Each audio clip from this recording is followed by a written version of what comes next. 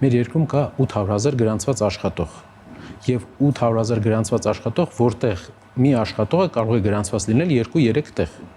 Նաեւ կա 200,000 մոտարապես պետական բյուջեից աշխատավարձ ստացող աշխատակիցներ։ Այսինքն մեր երկրում 3 միլիոն բնակչությամբ երկրում աշխատում է 800,000-ը գրանցված։ Իսկ ունենք 500,000 թոշակառուներ, տարբեր տարիքային թոշակ եւ նաեւ այլ պատճառներով։ Եվ ունենք մոտապես 300-ից մինչև 500,000 աշակերտներ եւ ուսանողներ, ովքեր ուսանողական սկզբնական տարիքի են ու աշխատաշուկայում դեռ չեն մասնակցում։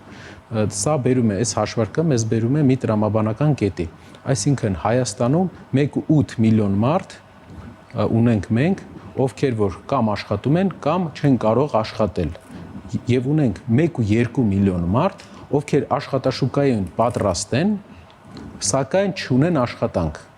Դա տնային տնտեսուհիներն են, դա գյուղական բնակավայրերի բնակիչներն են, գյուղերի բնակիչները, ովքեր աշխատում են օրնիբուն գյուղատնտեսության ոլորտում, սակայն չունեն կայուն եկամուտ, հաշվի առնելով գյուղատնտեսական քաղաքականության թուլությունը մեր երկրի։ Մեր կարծիքով երկրի ակտիվ զարգանալու համար, որպեսզի սոցիալական ծախսերը երկիրը կարողանա լավ իրականացնի,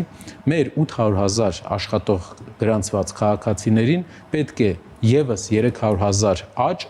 գրանցենք մենք, նոր աշխատատեղեր ստեղծենք, դա պետք է լինի մեր երկրի առաջին նպատակը մոտակա 5 տարվա ընթացքում, որպեսզի 1.1 միլիոն մարդ աշխատելով կարողանա 500,000 մարդու թոշակ տա